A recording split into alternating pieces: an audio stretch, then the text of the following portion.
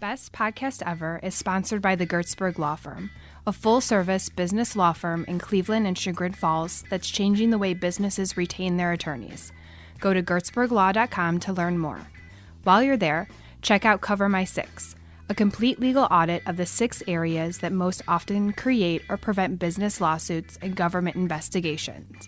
Go to covermysix.com to learn how we keep you safe. Enjoy the show.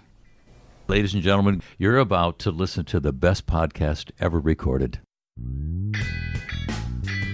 If you go out in the world and create value, you'll get paid. Quit worrying about the money.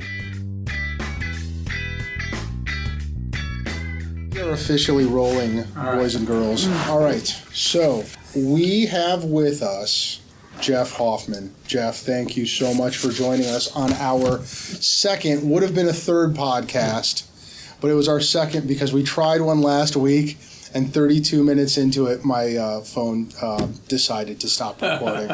So, not that we knew that, because we went another 30. We did. We went, and the second 30 was where the really juicy stuff was. We learned a new word last week, Jeff. What was the word? Flop sweat. Flop sweat. Okay. Do you know what flop sweat is? Well, tell me what definition you heard. Well, it was from a Broadway actor. So It was basically when you were on the stage and you were really Flopping. biting it and you're sweating and you know the show's not going well, and that's flop sweat. Yikes. Right. Yeah. So we're going to use that in any way we can. I've used it multiple times every single day since then. I have too. Flop sweat. With the Peter Pan, I always say to the director, am I flop sweating yet? Am I flop sweating yet? I've got a trial starting a week from today, Yes. and I know that word is going to come up in the middle of my Yes. closing argument. Flop sweat.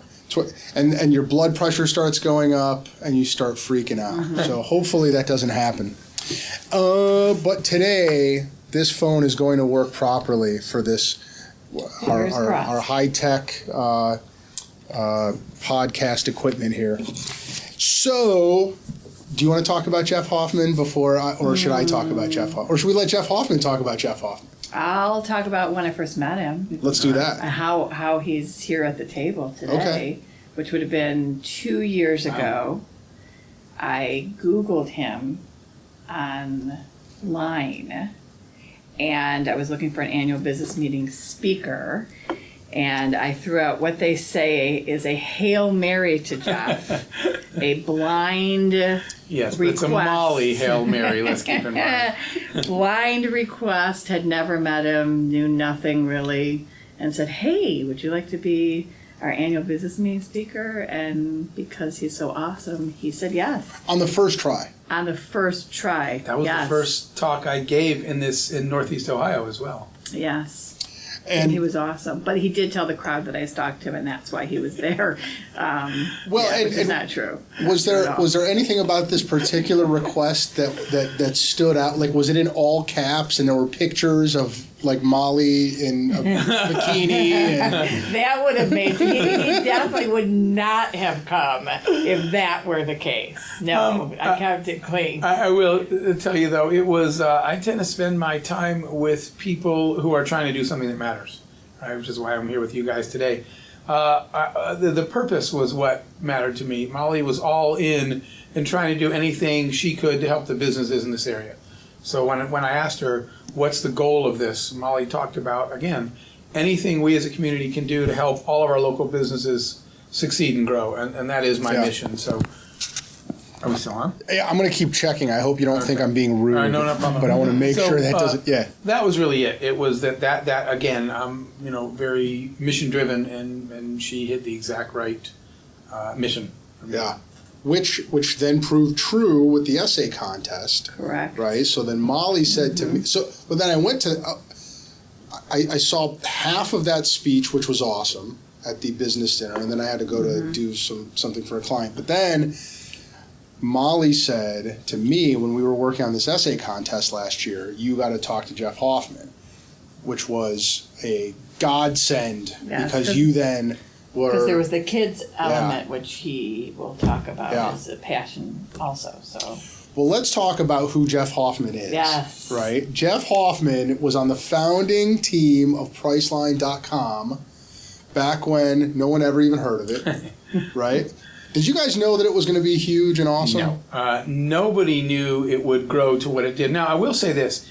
We had a focus on something scalable, right? Last year I wrote my first book, which is called Scale. Yeah. Right? We focus on what do you have to do if you build. A lot of people build a business and then it works and they say, let's grow it, and it wasn't designed to grow.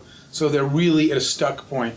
We, from the beginning, said if we design this business right, we're solving a problem that exists all over the world.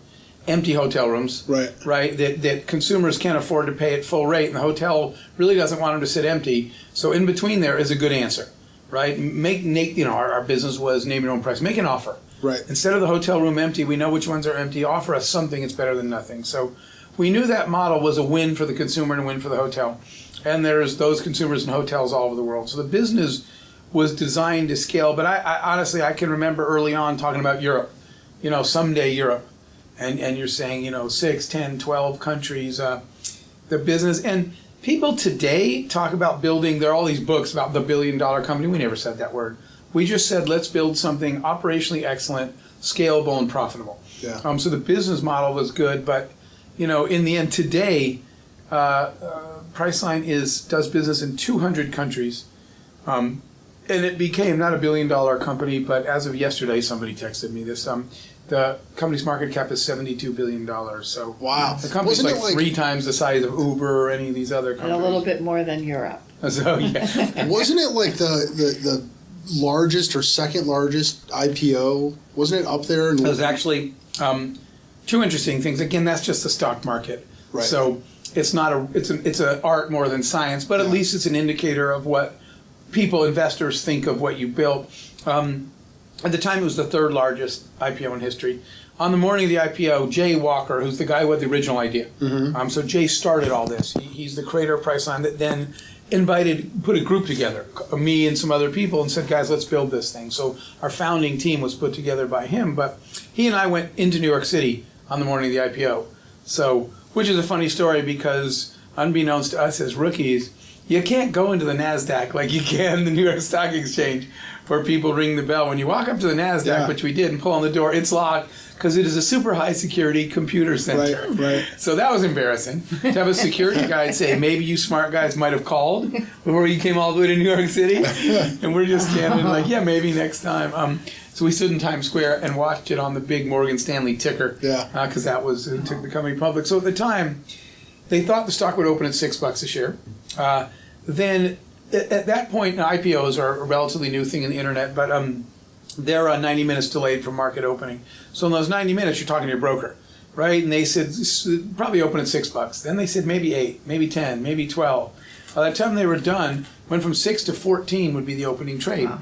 Well, that's pretty good for a staff of hardworking people. Yeah. All our employees, founders, had 80-cent shares. Right. So they started at $6. They said it'll open at 14. The first trade was at $16 a share.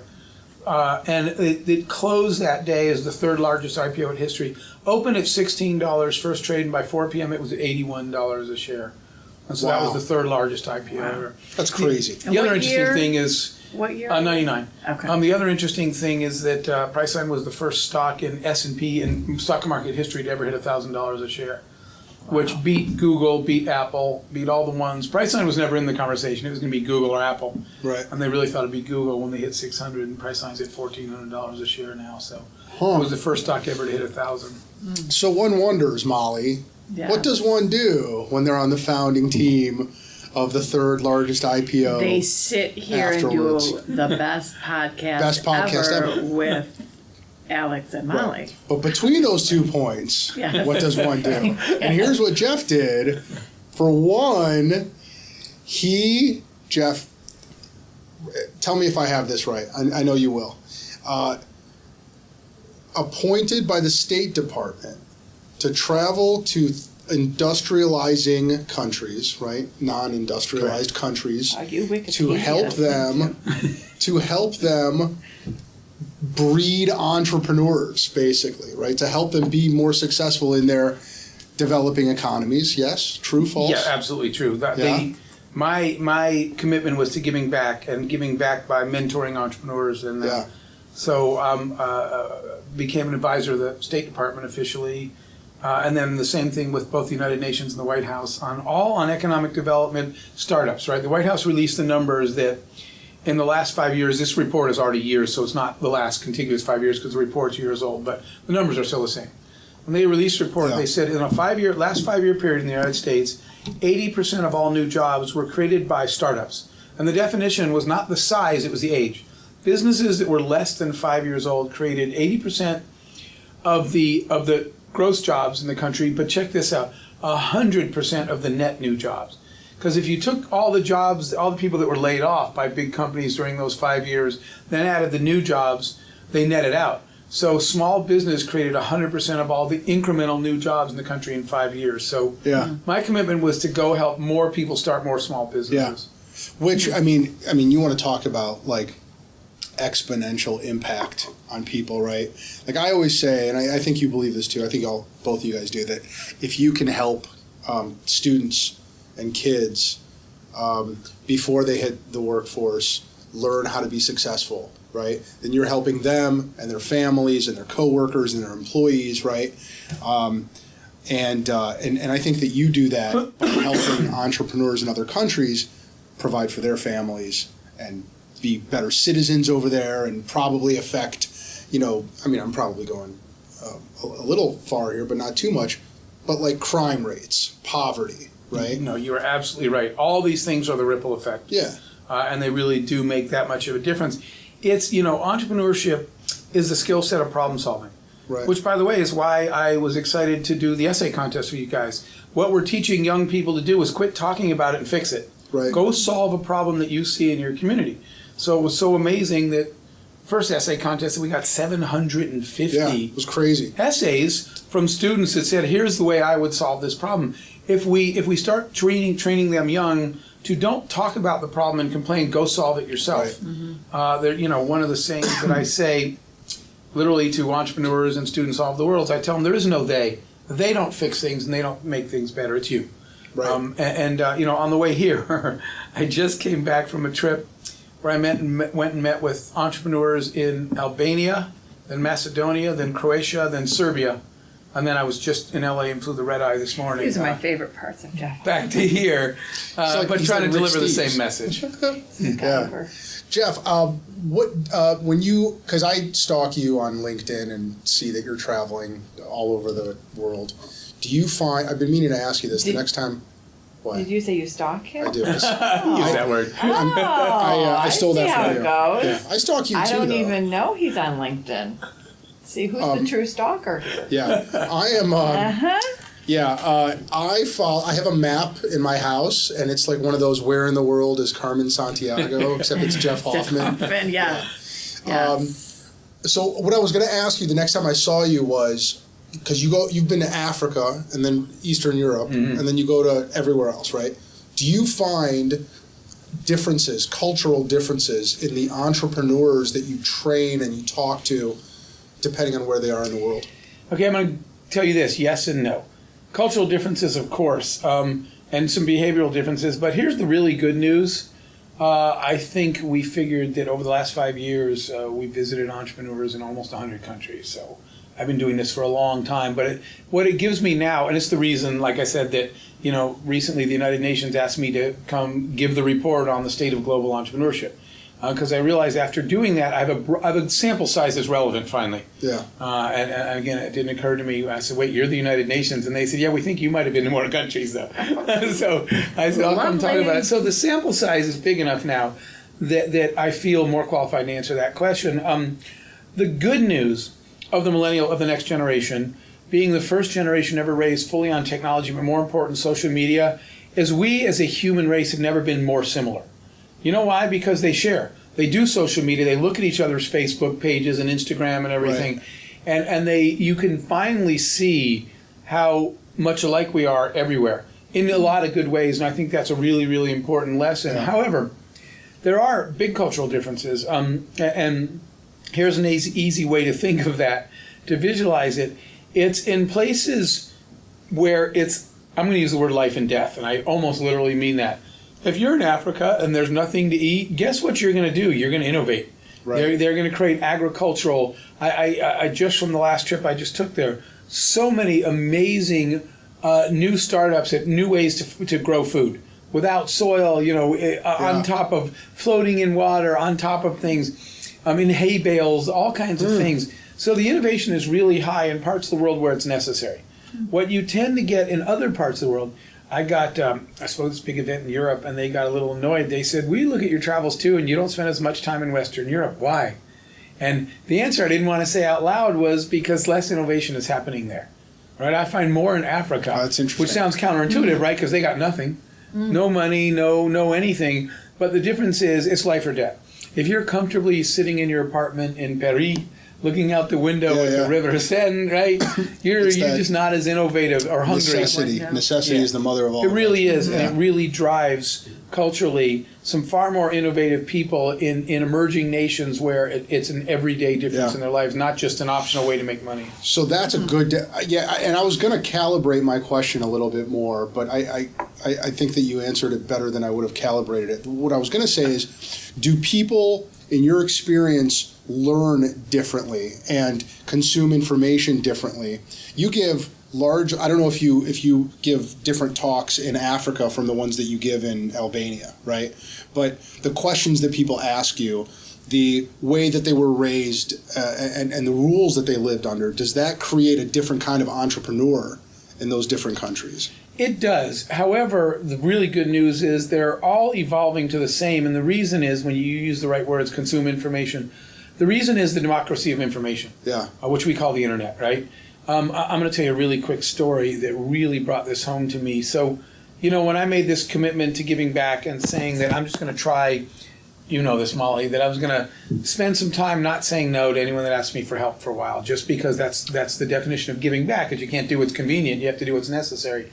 So one of the calls I got early on, Alex, was a 19-year-old guy, Mustafa, in Senegal, West Africa. He sends an email. I did a TED Talk, and he saw it online, and via the TED website, he sent me an email.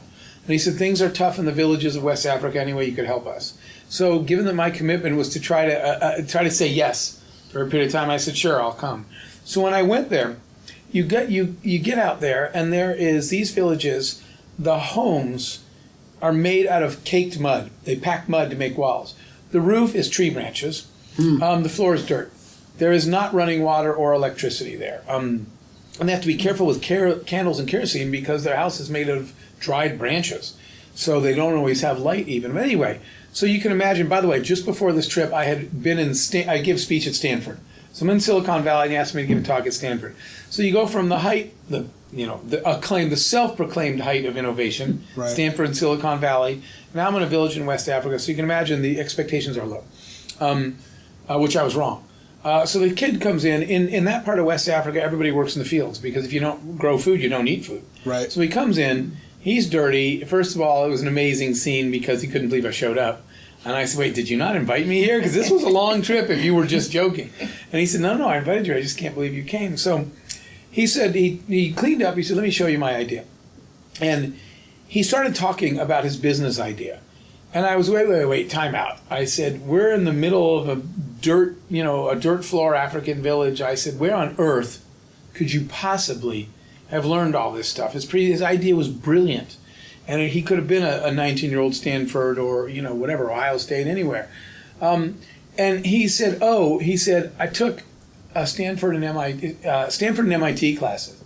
I said, well, wait, time out. I said, I thought you said you've never left your village. He said, I haven't. I said, I'm confused. He said, at night, because I want a better life, he said, I walk down to the internet cafe and I go on Coursera and take free Stanford classes and free MIT and free many, many schools.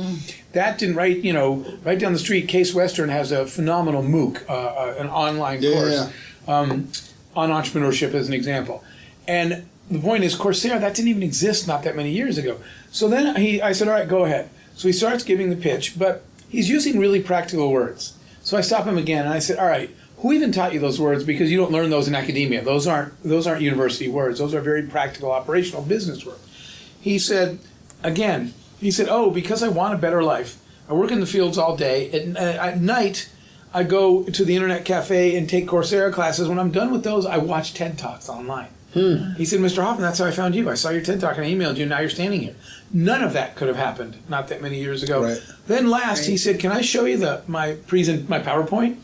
And I said, what do you have? He said, I have an investor deck. I said, yeah, you even know those words. And I said, let me see it. So we start going through the investor deck. I said, okay, this time you're busted. I said, there is no way a 19-year-old kid in the fields of West Africa created this investor deck. He said, I did. And I said, how would you know how to say any of this? And he said, oh, that's easy, SlideShare. SlideShare is the website that every Friday collects the best presentations on any topic that were found anywhere in the world online and shares them. So if you wanted to go see the story of a presentation someone did about a legal case, SlideShare will have the best presentations that anybody voted in the world. So he said, I went to SlideShare, I read all the investor pitches, and I just modeled mine after that. So here's the point. That kid could not have existed 5 years ago. Yeah. The democracy of information, Coursera, SlideShare, TED Talks, all this online information enables them to train themselves to do stuff they never could do before. His company today, let's see, 4, maybe almost 5 years ago that was, his company today operates unbelievable. So now he's only, I think 23, 24. He's a CEO. He has about 350 employees in 7 African nations. And the big phone company over there invested in about a quarter of his company. Last time I saw him, it's funny because he came up in a suit, a leather attaché, and a BMW. I said, Mustafa, really? And he said, Jeff, I'm just playing my role. He said, I'm the CEO crazy. Now. That's what they expect.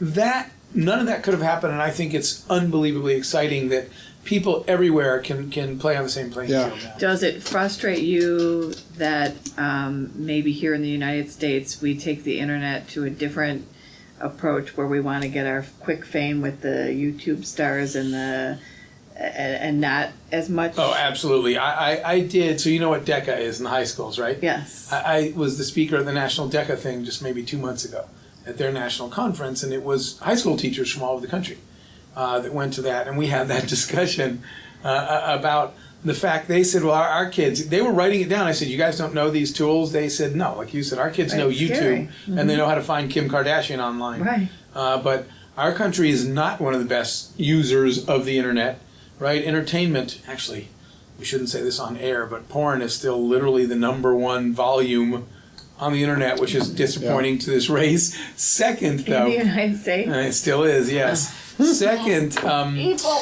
It's sad. It's mostly because of Molly. Second, though, is the consumption of all the celebrity gossip and that kind of entertainment stuff. But we get to educational. In other countries, they zero right in on the useful stuff. So you ask, do they consume differently? They do. Right. But luckily, they have access to the same stuff as everybody else. So our advantage, in fact, that's something I tell U.S. companies all the time.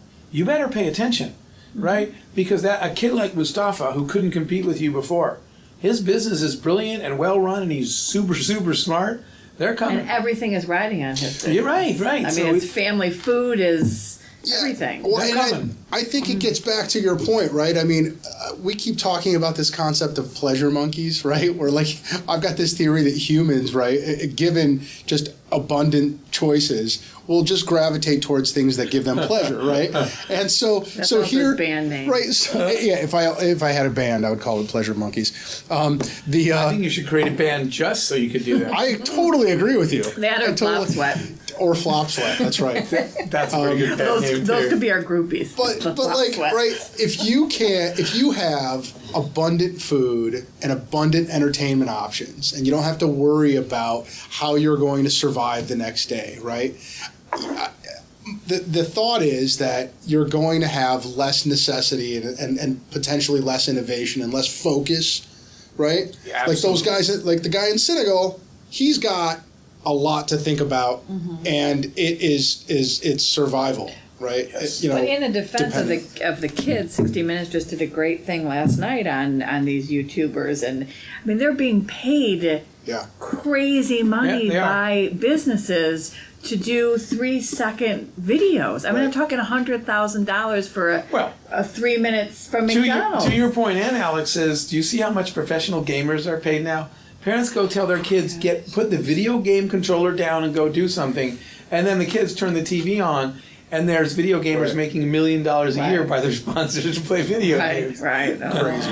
But Yeah. it is much more uniquely American, the things you guys are talking about. Yeah. A lot more parts of the world. When I came home, they said, at the last Africa tour, they said, can we do anything for you? And I said, yeah, one thing. And I wore it home. I wanted the T-shirt that said Africa Rising, that they all have over there. I wanted to wear it home because I was doing a TV interview. And I said, guys, you're staring at all the wrong places for where the next great ideas are going to come from. In fact, I got to tell you guys a really quick story. This was many years ago. I went to China, right? And China's battling communism, and you can't even use the internet there, and all that. And when I came back, I had visited a company that some executives that were building an internet thing in China were asking me for some advice. When I came back, I'm doing some news stuff. And they said, so where's the next big thing coming from? They're talking about Silicon Valley. I said, actually, not Silicon Valley, China. And everybody said, you're nuts. They can't innovate. They have communism. They have all that. I said, you asked me a question. The answer is China. Everybody mocked me. The company that I had met was Alibaba, but in the early stages, and they were building it. So I had said then, that's going to be the next big thing. So whatever that was last year or the year before, Alibaba wound up being one of the biggest IPOs in our stock market history. Right. And it was funny because the week of their IPO, every news station called. Then, so I was on the circuit on all the news shows. Now they want to hear it. Right, I was like, guys, it's a little late if you're just looking at it now. They're like, wait, why did you say that? It's, again, because everything that we're talking about, countries where, and people where it's a much more significant issue to their quality of life, work a lot harder and are more innovative. Of course, we have plenty of innovators here. I'm just saying that now that there's access to the resources and the tools on how to launch a company, these people in all these other nations always had these ideas, they just didn't know how to launch them. Right. What we're not seeing that we better pay attention to is now they can get the expertise in how to launch it. So that's why all of a sudden the next big internet company wasn't Silicon Valley, it was China, right? And we'll see more like Mustafa, more companies that come out of nowhere seemingly, and that no one's looking at them for competition and they're going to be competitors. All right, I want to talk more about Jeff Hoffman.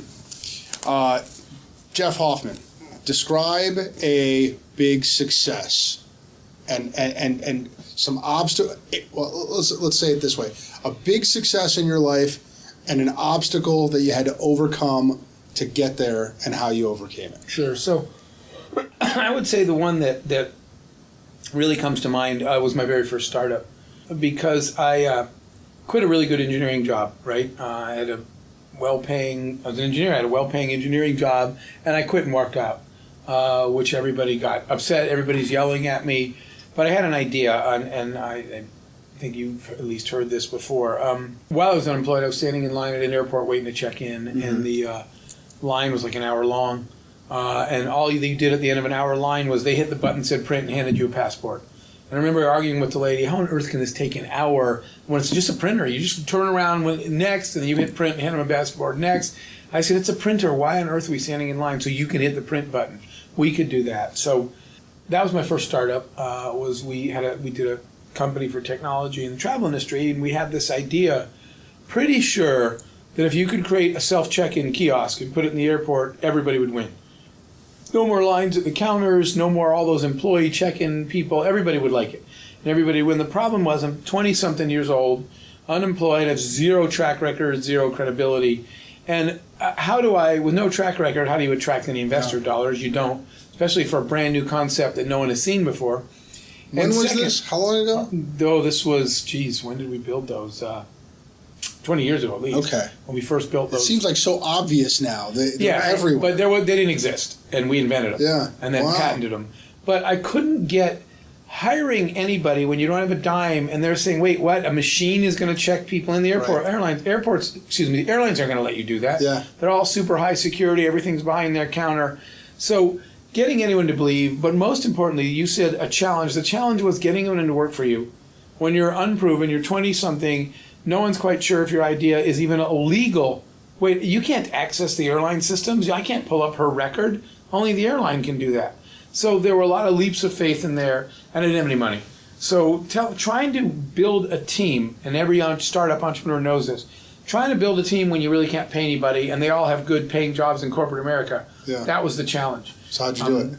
The answer was that we really focused on something bigger. Now when I look back, I sort of did it by accident or, instinct, not really on purpose. Later, I learned that this is the way that we always did it with every company. Which, by the way, I think is true of a lot of successes. I mean, a lot of it is just keep walking, right? Until something comes out, right? You're exactly right. In fact, the analogy I always use is I keep digging. I tell people, pick up a shovel and start digging. Right. And until you start digging, nothing's going to happen. Right. And when you do, I use the same analogy you did. As soon as you start digging, somebody walks up and says, there's rocks under there. And it's like, no, I didn't know that. And they say, you should dig to the left. Yeah. And then when you're digging, someone else comes up and says, there's a water main right where you're going. I said, didn't know that. And they say, I'll mark it for you. Right. Someone else walks up and says, what are you digging? You say this, and they say, I want one of those too. You got another shovel? Yeah. None of that happens while you're sitting on the couch. That's right. In life, the only way things Amen. happen is just pick up a shovel and start digging something. Exactly right. And then the world starts showing up and the answers start revealing themselves. And you start seeing things that you wouldn't have looked for. Yes, absolutely. The farther you go. That's exactly what we did. So I just started, but again, I couldn't get people to come on board because I couldn't pay them a salary. But the answer to how we solved it was by realizing that I have never cared about money and was blessed enough that we just kept getting paid.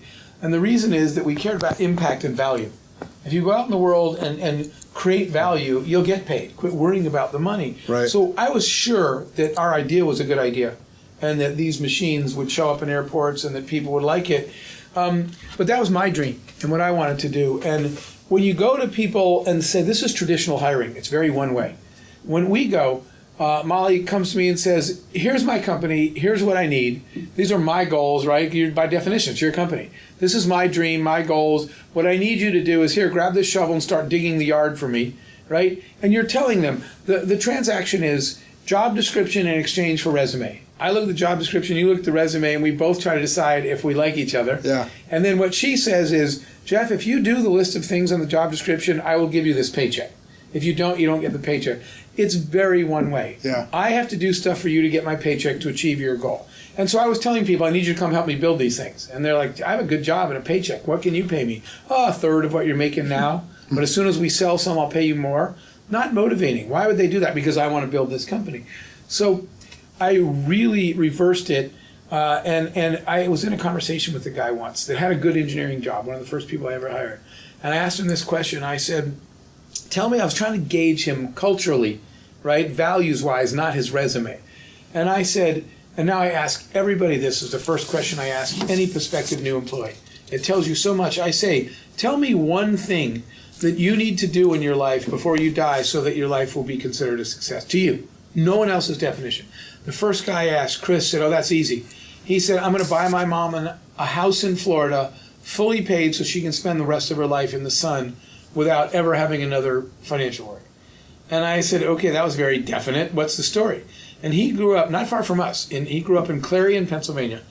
And they were so poor, in a mobile home park, they had an Airstream, not even a mobile home. Right? Mobile homes have rooms. The Airstream's just one room. And it was metal, and it was so old it was rusted. And they had one blanket, Mom, him, and his sister. And he would tell me in winter, snow would come in the holes.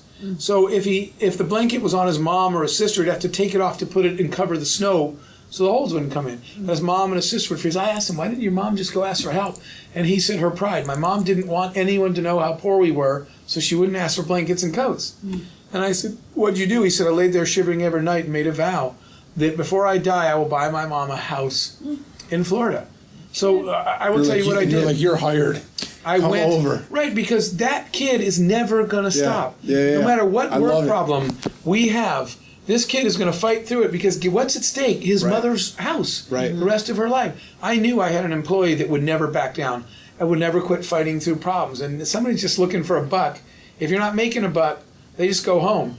If someone that has a goal, this is the way I summarize it, people driven by passion and purpose far outperform people driven by paycheck. And Chris was amazing. And I'll tell you what I did, Alex. I printed a picture of a house in Florida and stuck it on the wall. And other employees came in and they said, what is that? I said, it's the reason Chris comes into this office every day. What's yours? And so I went and asked every single person. So if you would go in my office, there were random pictures where everybody works. And what it was the thing, my job as a leader, as manager, CEO, founder, whatever you call yourself, is to help all of them achieve whatever they come to work for. And when I figured that out, it changed my whole focus. So one of my favorite one of the best days of my whole life, and it's not even my mom, was the company did well. We sold the company, and Chris bought his mom a house, and I went with him when we took her to the house. And she thought it was my house, when we went down to Florida. Oh. So it was a great setup because she was very upset. Why are you taking me to show me that your boss bought a house in Florida? We opened the door, and she saw her stuff, and we were all in tears. It's not even my mom. And she said, wait, is this is my house? And we said, you're set for the rest of your life. You can live in the sunshine. He wanted to do that for all she went through raising him. But I'll tell you what, Chris and I look at each other and we're like, let's go back to work and do something for somebody else. It changes the reason you come into work every day. When I figured that out, I was able to get people that had some bigger passion than just their paycheck to come to work for me. I wouldn't have if all I said was, I'd be happy if you could work harder and get a third of your previous salary. Yeah. What I told them was, you got big dreams. They're going to take you forever in corporate America to get there. But if you come here and we work really, really hard, you might get your mom a house much faster as an entrepreneur. By the way, the non-business analogy to that goal focus is reason for getting out of bed in the morning. Yeah. And there's a book called The Blue Zones. Did I talk to you guys about The Blue Zones yet? Are you going to ask me if I read it? Did you read The Blue Zones? Did you? And you know I don't read. So no. Molly, did you read The Blue Zones? You didn't read it while you were flying? Boom. Dan Buettner. Our listeners know both those things. National Geographic sent a... So Dan wrote that? You know Dan Buettner? I've met him several times. I didn't realize that. It is the most amazing book. The concept blows my mind. He was a National Geographic reporter. They sent him around the world to find the cities on the planet with the highest life expectancy.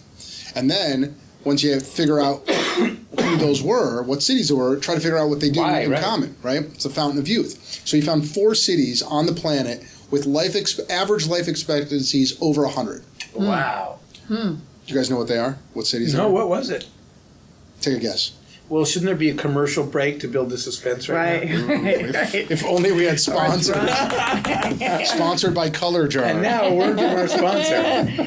We'll Or talk a about Color drum Jar. roll or something. Here. We could work that in. Where's our RT people? We could do a drum So what was it? I'm going to go with Ireland. Did Ireland? you say country? Well, they're in countries. I know. I didn't know if we were looking for cities or countries. They're cities. They're cities. Okay. Well, Yeah. obviously, Ireland. See if you can guess one. What's one, do you think? Somewhere in Asia. Yes. Are there any in the United States? Yes. There's one in the U.S. Really? Yes. Wow. And there's one that became a blue zone in the U.S. after adopting Dan The Buettner's policies? Wow. Yeah. So tell us, what were they? Okinawa, Japan Okay. is the Asian one. In the U.S., it's Loma Linda, California. Wow. Yeah. Yeah. Wow. Then Anything in California is surprising. Ikaria, Greece. Okay. And then there's a city in Sardinia. That's crazy. And one of the things that, and then And there's what was a the United States one? there's a suburb of Salt Lake City that became a blue zone. Now, one of the things, they found 9 things in common. And one of them was that all of them, if you asked anybody walking around in any of those cities, what's your purpose, right? Which Dan Buettner defined as the reason for getting out of bed in the morning. Okay. They could all tell you just like that, right? To raise my grandson, to finish my book, to finish this invention, whatever it is, right? They all just instinctively were able to tell you that's the thing that's most important to me. That's amazing. Yeah. But makes perfect sense. Yeah, it totally does. Right? Because, what do we have in America? They had that report that came out earlier this year that said 86% of Americans hate their job. Yeah. That job dissatisfaction thing. It's crazy. That means they just have negative energy all day. We're the country that invented Thank God It's Friday. Yeah, Because right. people hate their job. It's ridiculous. Well, and it's insane to me because that's where you spend most of your time, right? Most of your life, most of your time. And I do couldn't believe imagine. that it's a choice, no matter what position. For sure. I'm a firm believer that even if you're in a job that you don't necessarily care for, it's your choice to either make the best of it, like it, do what you can, Yes, but or get out. You both love what you do, and it shows. That is true. So I'm guessing you'll both live to 100? Is that the conclusion here? Well, we talked There's about this. There's 8 more things that they have in common. Well, you're off to a good start, Yeah, Alex. so That far sounds so like a good. whole show. No, But I do believe It's a very good show. much in keeping that purpose front of mind, including with pictures, right? So one that I've got is I really want to learn a hang glide right? So Wow. yeah, really badly. I thought we were talking about ways to prolong your life, Well, shorten it. Great point, Jeff. I have I don't pictures. lie. I have pictures of hang gliders in my house. Wow, that's amazing. Well, I think it'd be like it's the opposite of your fear, right? I think it's the closest thing to human flight without large machines and apparatus. So, Alex, there was some charity organization that said, I just did this thing recently. In fact, it was here in town at this guy named Ratanjit. I don't know if you know him. Sounds familiar. He has this whole concept of oneness, but he lives here in Hunting Valley. But anyway, it was a charity where people donated money to charity, and the prize was they spent the whole day with me, just a mentoring day. So somebody called me and asked me to do another one. And I said, sure. If they want to What donate does that go for? to charity, do you want to know what they paid? I do. To be I mentored do. by Jeff Hoffman. They paid, this group paid the minimum, there were 7 of them that paid about $6,000 each. And the money was, not for me. I said, if you make donations to charity, so they raised for a charity about $40,000, and so I spent the day with them. $3,000 and I can get you to go to lunch finally. Well, so I've been trying. You get a friends and family rate. somebody called me and said, will you do this auction? I said, sure, I'd be happy to do another one of those for charity. But here's what I didn't get. It was in the entrepreneur space, and it was, they raised money to do something that whoever their favorite entrepreneur was. Mine was a hang gliding, and I didn't read the thing. So they said, Jeff, we raised like $27,000 for you to jump off a mountain. And I said, yeah, funny. They said, no, you said yes. I said, what are we talking about? And they said, we called you and you said yes. And I wanted to say, I wasn't really listening. And I said, what do I have to do? And they said, all these entrepreneurs, at like $100 a time, these are tons of entrepreneurs, voted, we want Jeff to jump off a mountain in a hang glider. Now you're with it's tandem. So did you do it? Right. Here's what happened. I was honestly, not like you, I was scared to death. And they said, it's tandem. You're just strapped in with a professional. And that day, they called me in the morning, and they said, extremely dangerous winds, we have to reschedule. So they reschedule it, and the second time there was lightning, and they said, we can't do that a third time. Our deal was we'll try twice. So I never went. This is a good I segue almost for the jumped weather off a machine mountain. that Jeff invented back in the day. After the kiosks, we went to weather, engineering it. Anyway. Jeff, big failure. What's a big failure you had? So a big failure was one of our early companies. We had this idea that you don't need to go to the mall to buy a sweater because you could buy that. You have a computer at home, just order it and they'll deliver it to you. Under this newfangled thing called the internet. So we launched the company for people to buy products from their computer at home, and it was a miserable crickets chirping silence when we went live. And there was a really, really important lesson about never be blinded by your own brilliance. I'm an engineer, and my team was engineers. And so here's what happened. Molly, or actually what we really thought were busy housewives, was our, whatever your target is early on. They already know what sweater they want, what brand and what size. Well, you don't need to try it on again. That's the sweater you like. Just order it. I've even got stores like Lord & Taylor, a kind of conservative old school retailer, to come online the very early days when the internet came into existence. And here's what happened. Molly didn't buy anything. So we went and contacted some of these people. Our target was women then. And said, why didn't you buy the sweater? And she said, how do I buy the sweater on my computer? And we said, you just click on it, and then what? You enter your credit card. And she said, I'm not going to type my credit card into some strange computer, and I don't know where it's going. Right. And then we said this, Alex. We said, but we have RSA 128-bit encryption. And these women said, I'm sorry, I only speak English. And we're like, that was English. And we were, as engineers, saying, how could you not know what encryption is? Well, of course they don't know, right? So now, we're not saying that all women don't know that. So no, women back don't then even call men me. didn't. Yeah, right. No. Back then nobody knew. Right. That wasn't a woman thing at all. I'm just saying our Exactly. audience was women, so that's who we asked. But nobody except engineers knew that. So that was not a gender thing or an age thing. That was, unless you're an engineer, there's no reason you would know what encryption was. Yeah. And we thought as engineers, everybody should know this. It's basic stuff. It wasn't. Nobody but us knew it. We were blinded by our own brilliance. And the company failed. We shut it down.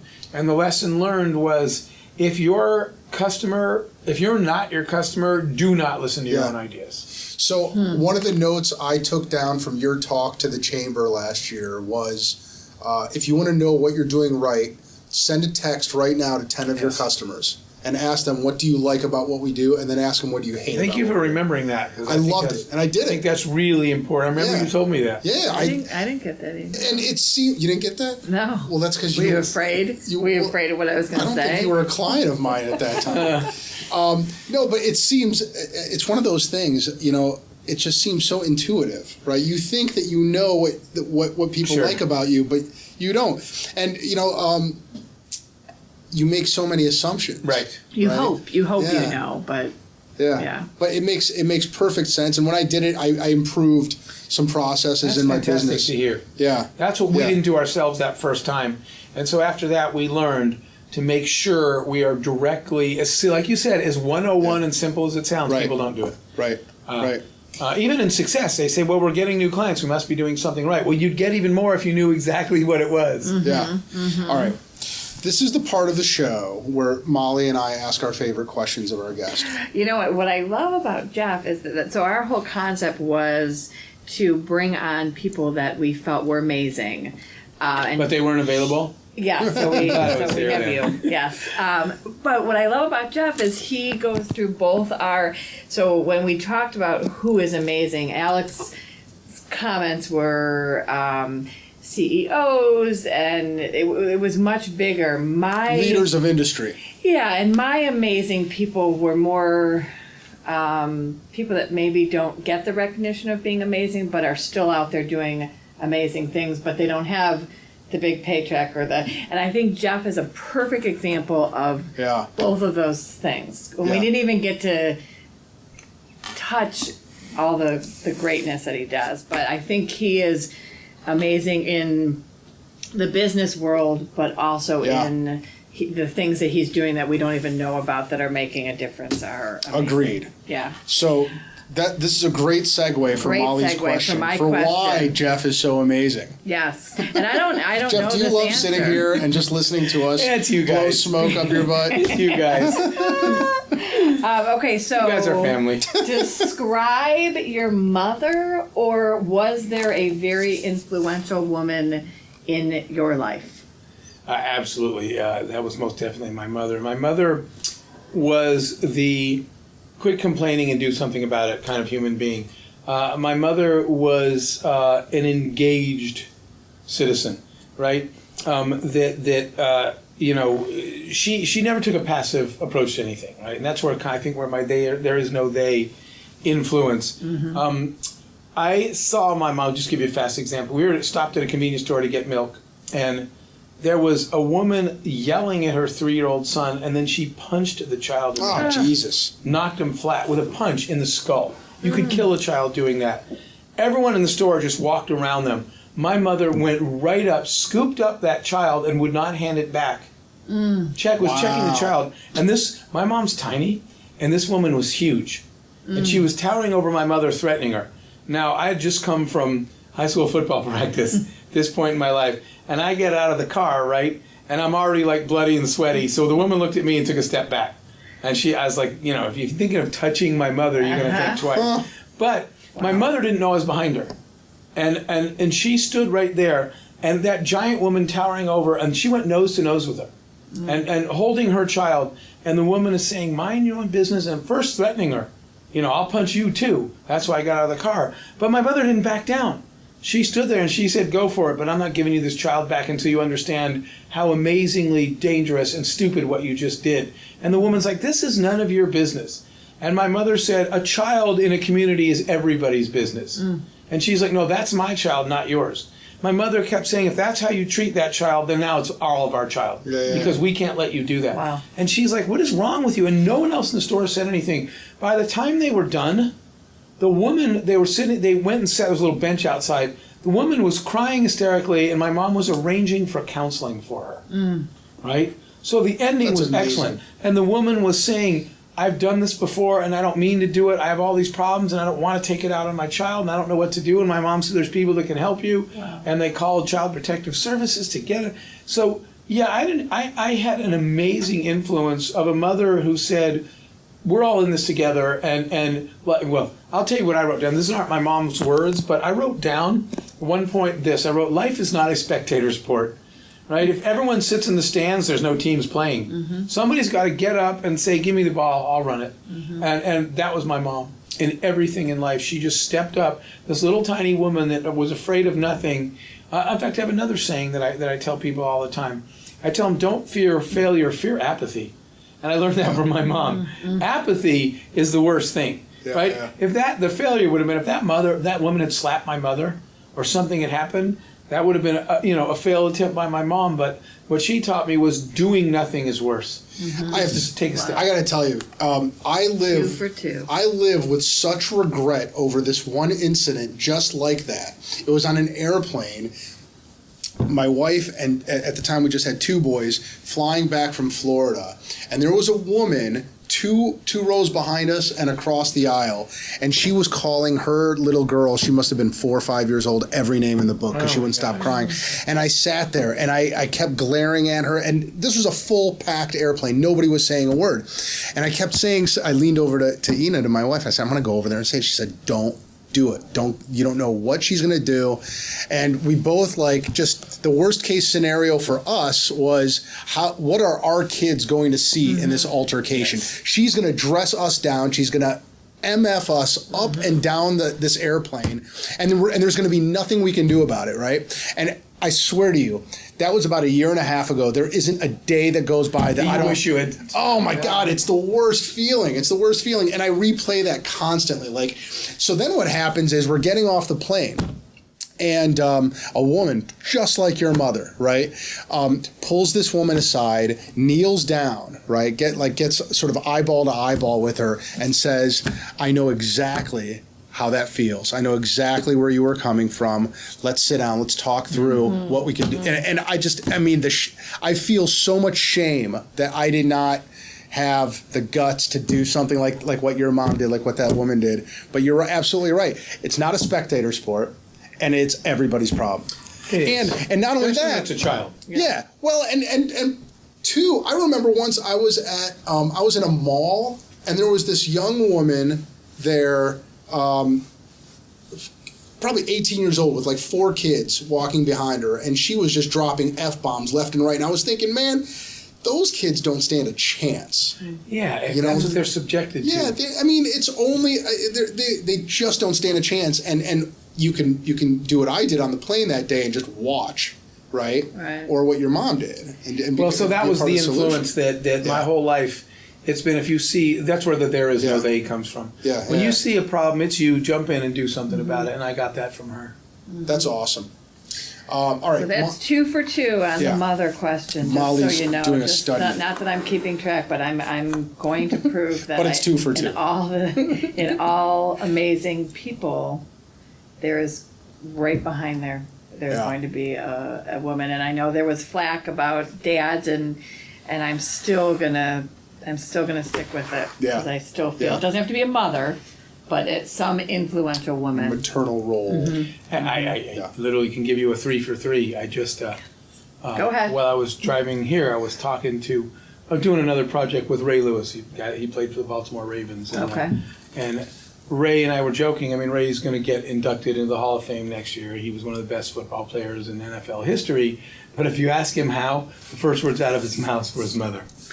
Everything he talks about came from Ray, and I talk about this all the time. All the influences of the way his mother raised him and the time she took to teach him not to be an athlete, but just anything you commit to commit, to not fear failure, to work hard. All his work ethic, he said, everything I have came from Mom. So that was kind of interesting.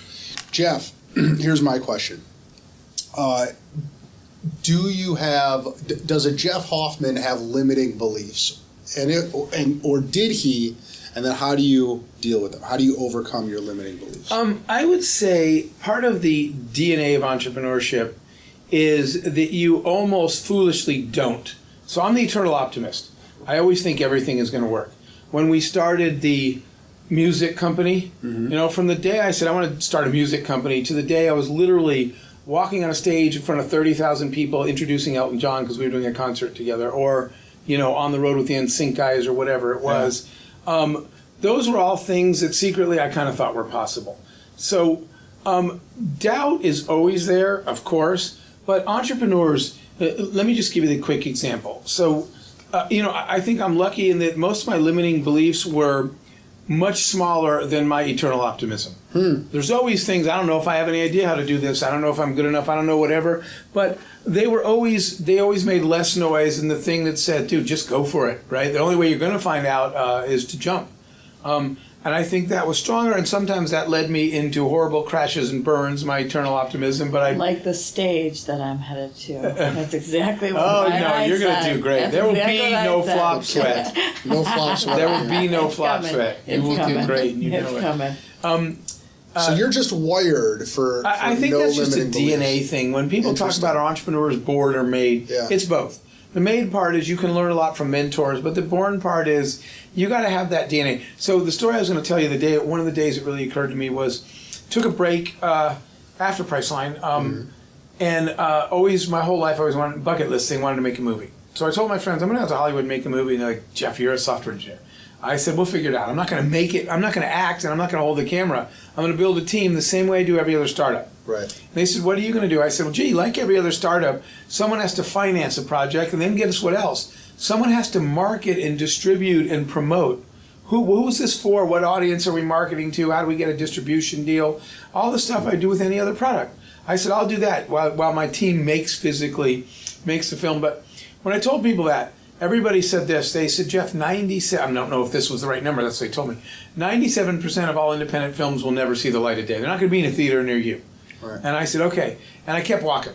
And people said, Jeff, what part of 97% failure rate makes you want to keep doing this?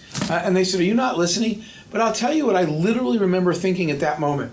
I turned to somebody and I said, 97%? And they said, yeah. And I said, can you get me the phone numbers of those other 3 people? Yeah. And I said, because apparently there's 3 ways to do this, and I thought there was only one. And I realized that day, whatever DNA thing I have, I'm always the eternal optimist. If 97% fail, I'd rather focus on there's 3 ways to do this, and I just got to figure one of them out. So let me ask a follow-up question. By the way, what movie was it? We made a little horror flick called Cabin Fever. But we made this little movie. It's like still on Showtime, Netflix. We made this little movie. We wrote it, shot it, produced it, directed. All of us are in it. Our whole little team. We made it for about just over $1 million. I think 1.3 we spent total. I've seen it running on cable. Yeah, I've never watched it. We were able to a cult.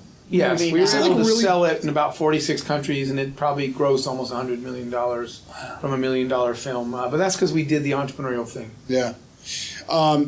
And I've left so much out of your bio as you were talking, like the fact that you've won a Grammy, yes, and this new company, Color Jar, that you're working on now. But here, let me ask you my follow-up question: can you remember a time when you did have limiting beliefs, or no, or has it always been I knew? Oh no, I can tell you a big one.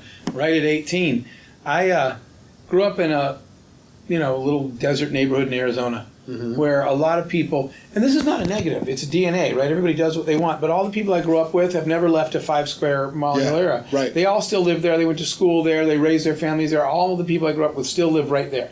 And that's fine, it just wasn't fine for me because I had wanted to go see the world.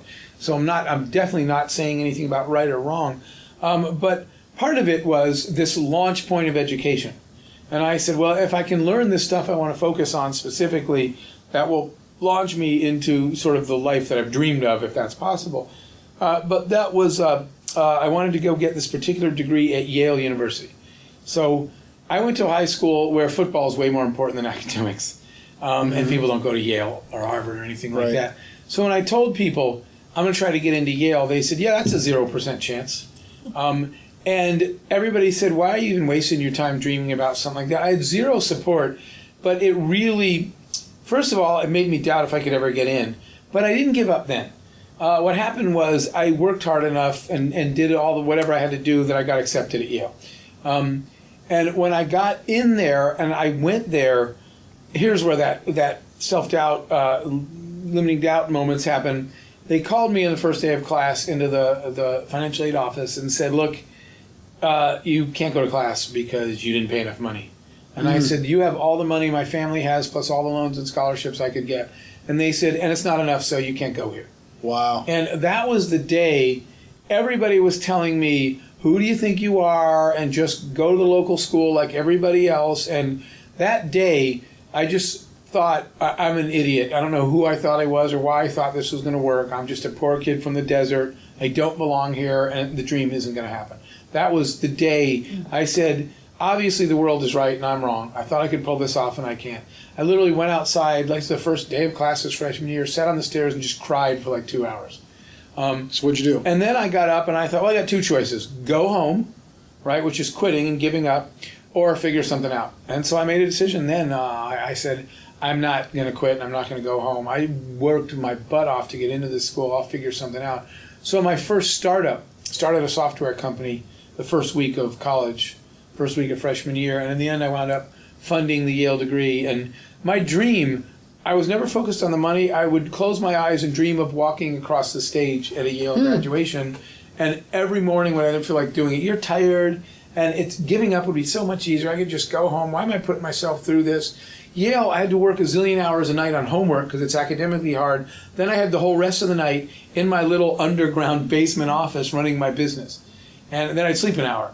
And some days literally, and I was like, why am I doing this? And there are days you just want to quit and give up. And I said, if I do that, I'm just letting all those limits defeat me. Yeah. I said, I'm just going to tough it out. And I wound up getting the degree. That's awesome. Graduating in 4 years. But your goal, what got you through it was, I'm going to walk across the stage. Yeah. That was the singular vision that you had Yes, when you it's to get you up off that I stage. always try to tell people, don't focus on the money. What I need is money. That was my problem. Yeah. But don't focus on, Chris needs money to buy his mom a house, but he didn't wake up every day checking his bank balance.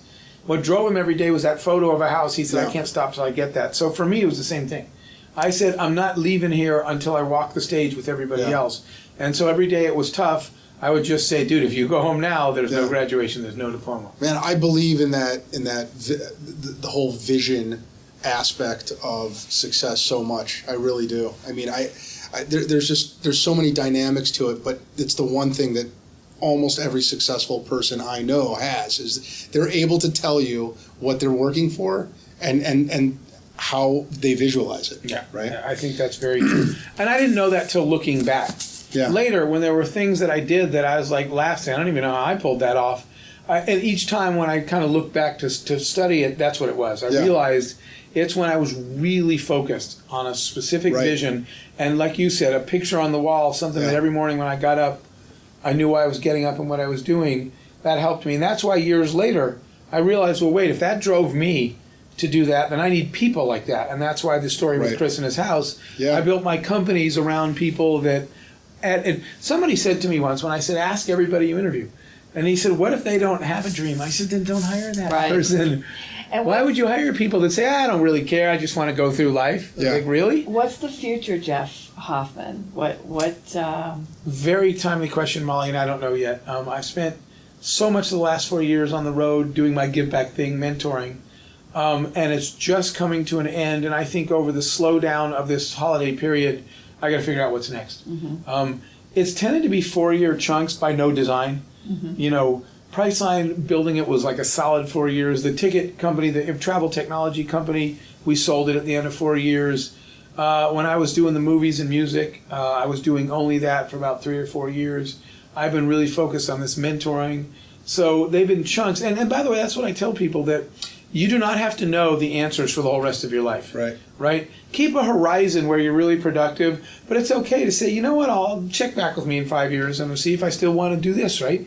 You may, as long as you're loving it and getting what you need out of being a lawyer, you should keep doing it. But there's no rule book that says that for the rest of his life, Alex has to do this just because he got a degree, because he is a lawyer today. You can... the point is to check with yourself. Do a locker room, go in the locker room and say, how's it going out there? And if you want to change things up, change them up. People think they have these rules. His definition in life is, who is Alex? He's a lawyer. No, he's not. He's a guy that right now is doing law and enjoying it. But nothing says that has to be all he does the rest of his life. And that part, people get ingrained in them from that old model. Like I said, when I went to go do the music thing, people said, Jeff, you're an engineer. I said, well, we're going to go make music. That's why when we wound up on that Grammy red carpet and people said, in a million years, did you ever dream this? I told you this before. I said, yeah, kind of. I never thought it was impossible. Everyone else said, you made your choice, like at 22 when you got your degree. Jeff, you're an engineer. I said, no, engineering is something I do, but it's not who I am as a human. It's just the job I was doing then. I'm going to go learn something about the music business and get involved. So I don't know what's the next few years for me. I'm going to figure it out soon, but sort of this phase is coming to an end. I think the test, right, for like true happiness is what will make you feel fulfilled. Yes. Right? And that changes over time. Yeah, absolutely. You know? And so when I think of what big projects or big goals I have, right? It like over time, I write in a journal every day. When I read it and I look at the things that I worked on with all of my focus and all of my flow and gave it every minute of attention I had, it was those things that I thought gave me the most sense of fulfillment. And you're exactly right about the timing. When you have young kids, that's the focus of your life. Yes. Guess what happens? One day they go away to college, and so the whole focus of your life is out of the house. Right. Now you get to decide something else to focus on. So you're right that life happens in phases. Like right now, what gives Molly a sense of fulfillment is being in Peter Pan. Which when are those dates, because Molly? we want everyone listening to go. So tell us, absolutely, 12th and 13th of November. November, yes. Right. Yes, at Chagrin Molly Falls. Isn't playing Peter Pan, she's playing Peter Pirate. Peter the Pirate. Peter Pirate. Which I named myself. Right. Who is, so by the way, when the director says, Peter, come to the stage, I can kind of mosey myself. Oh, not me, Peter, the other Peter. Should we tell people the surprise twist where you're going to kill Peter Pan in the production, or should we not mention that? I haven't even told the director that. All right, so I won't mention it during the podcast, but and then people will be the shocking ending. Yes. Peter Pan like you've never seen it before. Yeah, so make sure you come to the opening night. Yeah. When you hear Molly say, "Upstage me, will you, Peter Pan?" That's the surprise twist. No, the hook is like he's a real actor. Like he's a. So it's 5th grade through 12th grade, and then adults. And then there's Molly. Yeah. But wait, I don't know which group you're in right there. Yeah, I'm definitely in the older knee pain after learning the waltz and that kind of stuff. Love it. So that's at Chagrin Falls High School. Yes, you can go to Chagrin Falls Community Ed to get your tickets. Okay, awesome. Good. Can't wait. Almost sold out. Almost, so get them now. I got my tickets. Yes, you did. Yeah. Yes, you did. Yeah, so get them quickly, because, Jeff, are you working on anything exciting that you want to tell the kids listening at home to go check out? Not yet. Okay. We got a few things. Well, yeah, I'll take that back. One of the things we're working on that's most exciting is a new television show about entrepreneurs, where we're going to feature entrepreneurs around the world, including in the U.S. Just amazing people doing amazing things in circumstances you wouldn't believe they could pull this off. Cool. And that could include downtown Cleveland or Detroit. Yeah. Right? As well as Bangladesh. So we've been finding amazing young people all over the world, and we've been filming them. And now several of the major TV networks saw the footage and said, Jeff, let's make that into a show where every week we introduce you to some more amazing young people doing incredible things that you can't believe. So that show is in development right now. That's probably the most exciting thing. Are you going to put Mustafa from Senegal? Yes, a lot of these people. Because what the idea is to inspire people. Yeah. When you say, literally yesterday, I flew here from LA. I gave a talk on entrepreneurship, but I had I mentioned this at the beginning of this podcast, and entrepreneurship is really about self-determination. Right, that's what's really not about business or money. It's about designing your own future. And I brought a girl that contacted me out of the blue on the internet. She's autistic, and so she doesn't engage with a lot of people. But she was watching videos of me on the internet, and she just wrote me an email and said, "I want to be friends." So I contacted the young girl, the parents, and said, "Okay, I don't want to do anything that would impact her development or be uncomfortable." And they said, "We cannot believe that some random man she was watching on video, she decided she wanted to be friends with, but go for it." That's so awesome. we become friends and pushed her. She likes to sing. And, that's hard with all her autism issues to do that. But yesterday I made her get on a stage. I was speaking to a huge event, and I brought her. And I made her get on stage and sing in front of everybody so that she could look back and say, I overcame everything, and I stood on that stage and sang. And her voice was so amazing. I'll send you guys a video that it brought me to tears. So when you find amazing, my point is, and this will be the point of the show, if this person can fight through all that, what is your excuse?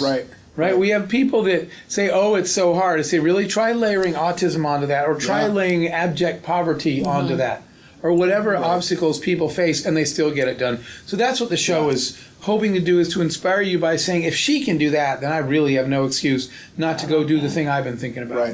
Right. By the way, it's astounding to me how much mileage I've gotten by calling the author of a book, or like in her case, calling you up after seeing you on TED. Well, and the annual business speaker. Yeah. You know, that's right. You just got to pick up the phone sometimes and call. You're never going to know unless you ask. Yeah, exactly. All right. So no will not kill you. That's It'll right. make you stronger. That's right. All right. I'm going to say a couple things about the essay contest before we go, because this year we have doubled the number of schools. Did you hear the news, Jeff? Yeah, of course. We now have 4 schools. Last year we did 2 schools, 4 schools: Newberry, Orange, Kenston, and Chagrin Falls. We have now announced the problem that they are going to be solving, the problem of texting and driving. And we are going to be looking for judges. So these are professionals, these are business owners, these are political leaders, government leaders, private practice, industry leaders, professionals who are willing to read essays that these high school kids are going to write on that topic, and they're going to try to solve that problem. And then we're going to give them money and prizes for writing the best essays. Hopefully find some solutions that maybe can be implemented. I thought you were going to say hopefully cupcakes, but solutions is fine. I'll still come. There may be cupcakes, and also sponsors, because all the money that we raise is going directly to the students and to their schools. So, you kids sitting at home listening to this awesome podcast, you want to know how you can get involved in this really cool sort of social experiment that we started last year. If you go to essay@gertzberglaw.com, that's an email. You'll send an email there saying, I want to be a judge, or I want to be a sponsor. And if you go to gertzberglaw.com/essays, and you can read a lot about it, but we definitely need judges and we definitely need sponsors, so get involved. And thank you for listening. I think, Molly, this was, in fact, the best podcast ever. What do you think? Oh, perfect. That's do you the think name so? of our Wow, what a coincidence. It also happens to be the name of the That is podcast. an amazing coincidence. Crazy. Jeff, thank you very much Jeff for hanging out with Hoffman. us. And Alex and Molly, I just want to reiterate what you just said. From participating in the essay contest last year, it was amazing. Yeah. So we need judges, we need sponsors to step up. You will be so glad that you did this. Yeah. From the sponsor viewpoint, this is our community, and these are our kids, and these are our problems. So we need you to help sponsor this and join us and engaging and activating our students in our community. And you will be blown away by the ideas that they came up with. I was like an emotional experience reading the essays last year, because our kids are way more engaged, involved, and intelligent, and they get it. We all have to participate in this. Yeah, yeah. It was a pretty unique, a pretty special experience. Sure was. So get involved. Thank you, Jeff. Yes, thank you, Molly Jeff. Gebler. Thank you, Alex Gertzberg. This has been lovely. Thanks, It'll be guys. amazing.